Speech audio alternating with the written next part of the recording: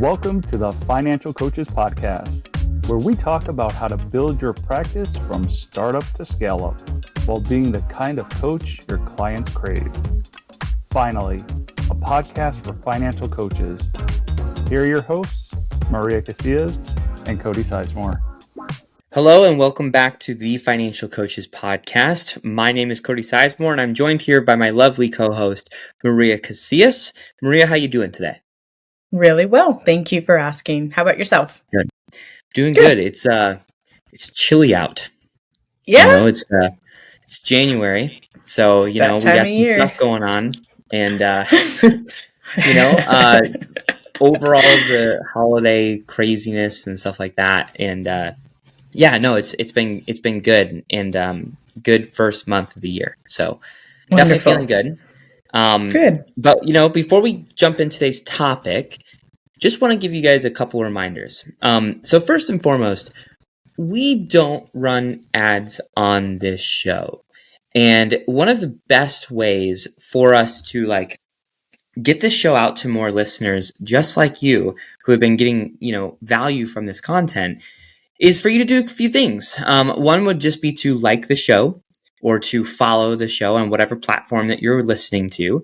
But another one that would be very, very helpful is to share the show. You could share it with another coach, maybe another person who's thinking about coaching, or maybe we're talking about something to where there's a little nugget of information or value that you got out of this. And you're like, you know what? This person is not even a coach, but they would get a lot of benefit from hearing that, right? So just sharing the show, it really helps push this out to more people so that they can be aware of this and, to get more listeners and to make more impact. So we'd really appreciate that. Also, if you want to leave a review, that'd be awesome too. Only if they're 5 stars. We don't like the 1 stars. I'm just kidding. You can do whatever you feel like you need to, but we would appreciate the 5 star. And then lastly, we want to connect with you as well. So, a really good way to connect with us would be through our Facebook group rather. And that is called the Financial Coaches Community by New Money Habits. Free to join. It's a growing group. A lot of cool stuff happening in there. And we do, some stuff every now and then as far as things that you can be a part of. You can ask questions. You can bring up topics for this show in that group as well. We get a lot of topics to talk about on this show from that group. So join that group and let's have some fun. So with that being said, Maria and I were kind of chit-chatting before we hopped on today and just kind of talking about what do you want to talk about? I don't know. What do you want to talk about? I don't know. What do you want to talk about? All that kind of stuff, right? And Maria was actually sharing with me a pretty cool story about, something that had happened with one of her kids. And we both agreed hey, that might actually be a good topic to talk about. So Maria, I'm going to go ahead and shut up. I'm going to let you take the microphone. And take it away. All right. Well, first, I just want to say that, you just mentioned in the intro, Cody, that sometimes the things that people might hear on this podcast might not be coaches themselves, and yet it might have something of value to them. I really believe that this episode might be one of those things, just because, I don't know, it's just it's a life lesson, I think, that we can all really, grasp onto. But I do believe there's a lot of value for coaches as well. So I'm actually, with your permission, going to share 2 different stories. As many of you know, I'm a mom of 4 kids, and they're pretty well spaced out. So we have them age ranged from 19 all the way down to 4. And I'd like to share 2 stories, one from my 4-year-old and then one from my 16-year-old. Because that's where I get a lot of life material, just because, I really believe we become parents to grow ourselves even more so than to grow our own children. So anyway, so we were driving down the highway one day, and I live in Arizona. I don't know about where you live, Cody, but man, the Arizona drivers are insane here. It's absolutely insane. I'm pretty terrified to have my daughter driving on the highway, to be honest, but anyway, we were driving on the highway, and I'm a bit of a speedster sometimes. I don't ever follow super closely because that actually scares me. But I do speed. So I share that out loud because I was probably going a good 10, 15 miles an hour over the speed limit. So I was passing a few people. But again, we're crazy drivers over here in Arizona. And so there were people passing us too. That's actually important for this story. So we're driving down the road and my 4-year-old pipes up, who's got like the personality of a 14-year-old, and the way that she processes things is pretty incredible. So I don't even know where she gets it, but she says, "Hey mom, how come that semi is going backwards?" And I saw what she was referring to. And I just said, "Oh, sweetie, that semi is not going backwards. Like, we're just going faster than the semi. So it feels like, it's going backward." And then about a minute later, another car passes me because they're crazier than I am.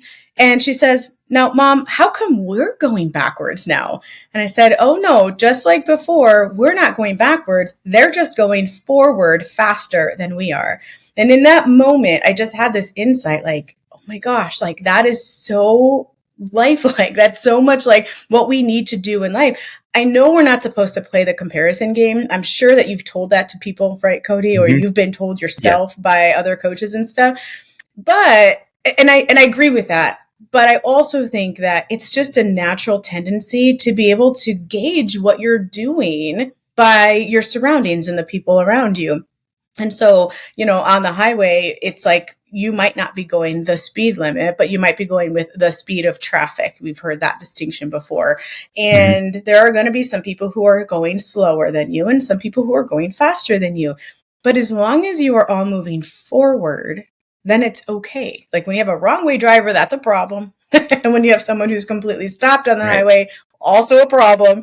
But if you're all moving forward in that direction and, you don't have someone else going backwards, that's where we want to head. So I just thought it was really cool that she recognized the illusion of moving backwards, even though that person was moving forward. And I think that we get stuck with that illusion a lot too. So I just wanted to unpack that with you a little bit today. What do you think? I think that's totally true. Never thought of it that way, but I think that's very true. And I think it's especially true I think it's true for really anyone. But I think it's especially true for people who maybe they consider themselves like high achievers or they have like big goals kind of thing. Because with those types of people, and maybe that's you listening to this today, you just want to take the world and just run with it, and you want to have like all these like big and amazing things happen. And it feels like we're always on like this time crunch kind of thing, like I need to do this by this time, or I need to do this, at this speed. And oh my gosh, there's someone else who's ahead of me. What am I doing wrong? And like all these different types of things. And I think that's a really, really good reminder. Because I struggle with that myself too, I look at my life and I'm like, man, I still have so much more to do, like so much more to do, so much more to accomplish, so much more to grow. And sometimes I feel like I'm just not there, and I feel like I'm going backwards some days. But when you take a moment to like pause and you're like, wait a second, no, like I'm doing all right, and I'm still moving forward, even though it's not super fast, maybe compared to Billy Bob Joe over there. I'm still moving forward, and that's a really, really good reminder that I think is extremely important for people to hear. So I love it. Cool. Well, and as you were talking, I just thought of another piece of the analogy as well. And that's that the one initially that we were passing was a giant semi. You just talked about how you've got all of this big stuff you're trying to do. And it just reminded me that that semi can't go faster than it already is because of the heavy load that it's carrying. And so it's possible that, since you're trying to carry so much or do so much, it makes sense that you are going a little bit slower than people maybe who either don't have as much of a goal as you do, or maybe they do, but they're not carrying as much of burden as you are. You could play with that analogy all day. But it did, as you were talking, I'm like, oh yeah, it just happened to be a semi that was going by. So I think that that's a really good reminder too. And something else to think about too is that the sports car is probably going faster than my the minivan. Right. Well, then the minivan too. The minivan yeah, too. because that's who passed us with the sports car. Yeah. So yeah. Okay. So the sports car is probably going a lot faster. But if you think about it, like, what's the likelihood of the sports car going as far of a distance as the semi? Probably pretty low, right? So it's like, hey, like even though like you're going quote unquote slower, you're still going to go the distance because you've got those bigger things, right? So that's a good analogy too. I like that. Cool. Yeah. See, look what happens when we talk to 4-year-olds. Yeah. All right. So moving on to like the teenagers, because the fun ones. Do you hear it? Do you hear it in my voice? Oh yeah. Sometimes I'm so exhausted just saying the word teenager. But I digress. We're not gonna deal with my plight as a mother right now. But I'm gonna tell you about another incident that happened, and this is with her. And there was another, just I think, beautiful insight that came, and so I'm hoping that our audience grade just is able to gain from this as well. So, algebra. I don't know if anyone who's listening just broke into hives at the word algebra. I totally geek out on algebra. I don't know about you, Cody, but I'm like, I actually enjoy it. It feels like a little bit of a puzzle to put together. I really like algebra. I hated geometry. Yeah, me too. I wonder what there is there. I think there's something there. I think I've heard that. Is there? Well, we don't need to unpack it here. Yeah. But there probably is something to that. Having said that, I remember when like beginner's algebra, when my kids were going through that, I did not need any refreshers. Like it came to me really, really quickly. And it was like, even though it's been 30 years since I actually was taught it, I was able to pick up on it pretty quickly. Having said that, I think she's in college algebra right now. And there were some things that I was like, oh, I need some, like, I need some cobwebs cleared out a little bit. Like it wasn't the first time I was looking at it. I could tell that I had heard it before, but it did take a little bit of time to redo it. So the reason that's important is because that's what I was helping my daughter with that day. And because I knew I needed some cobwebs removed, I empowered her to walk me through something, because I'm like, look, I don't remember all this. And I just kind of pretended like, well, you just show me. And so she started showing me some of the things, and I was able to, as I was watching her, even though I didn't know exactly what she was doing, I was able to pick up on a nuance, like a disconnect in the pattern, if you will. And because she was so immersed in it, she didn't see that disconnect in the pattern. And when I was able to find it and help her see, oh, this is where I made this mistake, she was able to course correct and figure it out. So that was really good. And I think we do that a lot as coaches as well, right? I mean, we're able to help them see something that they can't see because they're just in the thick of it. And it's not even because we know better. In fact, we've talked about that here before. It's like, we don't know better than our clients about their own lives. It's just that we can see breaks in the pattern a little bit easier because we're not in it. That's not the insightful part, though, although I'm sure we can talk about that. What was interesting was that after that, because she got through that with my help, she said, okay, Mom, I need your help on the next one. And I assured her, you don't need my help, but I'm here for you if you get stuck. She said to me, and I'm looking at this because I want to quote it correctly. She said, I'm already stuck just looking at it. And it didn't take me but 12 millimeters of a second to say, you're not stuck. You're just scared by the difficulty you think you see. And then I walked away and thought, oh, that was good. I don't always say really good things, but I'm like, that was good. And that's something that we can absolutely use later on. And so I appreciate you letting me share that with you today. So what do you think about all that? I'm taking a note. So you're not stuck. You're just scared by the difficulty. By the difficulty that you think you see. Yeah. So she had already convinced herself that it was difficult because of the last problem that she had just gotten through. And she decided in her head that she was stuck before she even gave herself a chance to start. And I know someone listening does that to themselves because I do it to myself. I know that there are times when I see something and I know it's going to be difficult. So I decide that I'm going to get stuck with it. And it's not always true. Sometimes it's true. Sometimes I absolutely do get stuck. And I'm so grateful when I have somebody to help unstuck me. Someone like a coach or a friend or a mentor. But I don't always get stuck. And it's in my head. Yeah, that's something that is extremely valuable that people can use in coaching. But it's also something that is extremely valuable that someone could use on a consultation as well. Mm-hmm. Because, we've talked about this before, like, my frustration with just people's fear, like we see the path for them and we're like, it's right there. Just take it.